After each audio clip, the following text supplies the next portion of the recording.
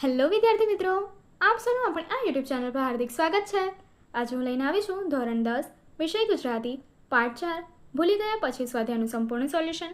તો ચાલો આપણે આગળ વધીએ, પરંતુ તે પહેલાં જો તમે આપણી આ યુટ્યુબ ચેનલને લાઈક, શેર અને સબસ્ક્રાઇબ ન કરી તો જરૂરથી કરજો। પાઠનું નામ ભૂલી ગયા પછી। સાહિત્ય કૃતિનો પ્રકાર એકાંકી। લેખક રઘુવીર દલસિંહ ચૌધરી। લેખકનું ઉપનામ લોકાયત સુરી વૈશાખ નંદન। અને આ પાઠ શેમાંથી લેવામાં આવ્યો છે તો કે ત્રીજો પુરુષમાંથી। સ્વાધ્યાય જોઈએ। પહેલો પ્રશ્ન, નીચે આપેલા વિકલ્પમાંથી સાચો વિકલ્પ પસંદ કરીને લખવાનું છે। પહેલું, મનીષા દેસાઈએ સુરતી કુટુંબને કોના હુમલામાંથી બચાવેલું? જવાબ છે એ, રીંછના। ત્યારબાદ બીજું, નરેને કઈ તાલીમ મેળવી હતી? તો જવાબ છે બી, વન સંરક્ષણની। ત્યારબાદ ત્રીજું પ્રશ્ન 2, એક વાક્યમાં ઉત્તર આપો। પહેલું, રીંછ માણસને જોઈને શું કરે છે? જવાબ, રીંછ માણસને જોઈને જનૂનથી પ્રતિકાર કરે છે। બીજું, નરેન લગ્નના માંગા પાછા શા માટે ઠેલતો હતો?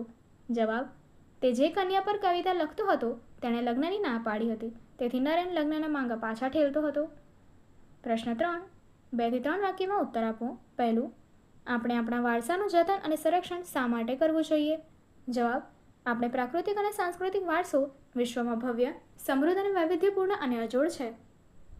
આપણો વારસો આપણી સંસ્કૃતિનું ગૌરવ છે, તે આપણી રાષ્ટ્રીય ઓળખ છે।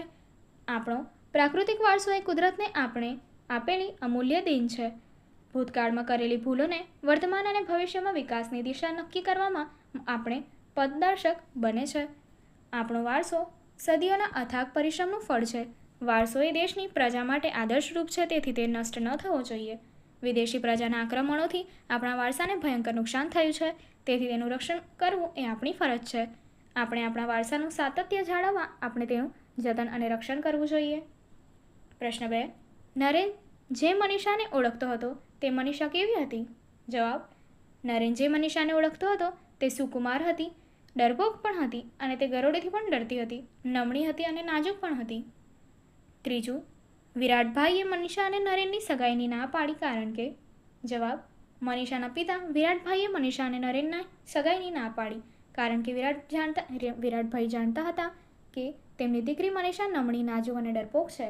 મનીષા નાની ગરોળીથી પણ ડરી જતી હતી, તો જો સિંહનું એકાદ ત્રાડ સાંભળશે તો તે મરી જશે અને નરેનને વિધુર જીવન જીવવું પડશે। આગળ પ્રશ્ન 4, 7-8 લીટીમાં ઉત્તર લખો। પહેલું, મનીષાનું પાત્ર ચિત્રણ કૃતિને આધારે કરો।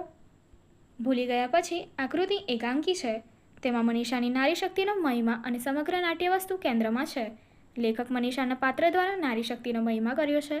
મનીષા પ્રકૃતિએ નમણી, નાજુક અને ડરપોક છે, જોકે તે આત્મબળે તેમજ પુરુષાર્થથી તે સફળતાનું શિખર પ્રાપ્ત કરે છે। વિરાટભાઈ એક શિકારી છે, તેની એક પુત્રી છે, તેનું નામ મનીષા છે। મનીષા નરેનના પ્રેમમાં છે, પણ મનીષાને પિતાની મંજૂરી ન મળતા લગ્ન કરી શકતી નથી। જે જંગલમાં નરેનને ઓફિસરની નોકરી મળી છે ત્યાં મનીષા છે। મનીષાએ એક સુરતી કુટુંબને હિંમત, સાહસથી રીંછના હુમલાથી બચાવ્યું છે, તે સાહસિક થઈ છે। મનીષાના પિતાને જાણ થતાં તેઓ પણ આનંદિત થઈ ગયા। તેને ઉચકીને તેમણે સમગ્ર પ્રેક્ષકો સમક્ષ ભાષણ કર્યું, તું મારા કરતાં પણ ચડિયાતી છે કારણ કે તું મારી દીકરી છે, એમ કહીને તેના પિતાએ મનીષાના પરાક્રમનું ગૌરવ કર્યું। સૌને મીઠાઈ ખવડાવીને મોં મીઠું કરાવ્યું।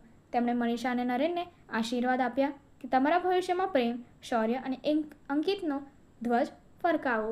મનીષાએ ધૈર્ય, સમજ, જવાબદારી તેમજ ગંભીરતા જેવા ઉત્કૃષ્ટ ગુણો પ્રાપ્ત કરી પ્રેમની શ્રેષ્ઠતા સાબિત કરી। અંતમાં મનીષા નરેનના સાચા પ્રેમની જીત થઈ। હવે શબ્દાર્થ જોઈએ। પ્રતિકાર એટલે સામનો કરવો, અણધારી તો ઓચિંતી, નૈસર્ગિક એટલે કુદરતી, શૌર્ય એટલે બહાદુરી અથવા વીરતા, શુષ્ક એટલે નીરસ, ગોપિત એટલે કે છુપી, તથ્ય એટલે હકીકત, રજા એટલે મરજી અથવા તો ઈચ્છા, બુલંદ એટલે કે ભવ્ય, અહીં ઊંચી યોગ્યતાવાળું, સાર્ત્ર એટલે કે એક મહાન ફ્રેન્ચ વિચારક। વિરોધાર્થી શબ્દ જોઈએ। અશક્ય તો એટલે કે એની માટે આપ્યું છે તમને શક્ય, નિર્ભય તો ભયભીત, સાહસ તો દુસ્સાહસ। રૂઢિપ્રયોગ માટે જોઈએ। હૃદય છલકાઈ જવું એનો અર્થ છે આનંદિત થઈ ઉઠવું, શિખરો સર કરવા એનો અર્થ છે સફળતા પ્રાપ્ત કરવી, ધ્વજ ફરકાવવો તેનો અર્થ છે વિજય મેળવવો। આગળની એક્ટિવિટી જોવા માટે અહીં આપેલી એન્ડ સ્ક્રીન પર ક્લિક કરો। Thank you.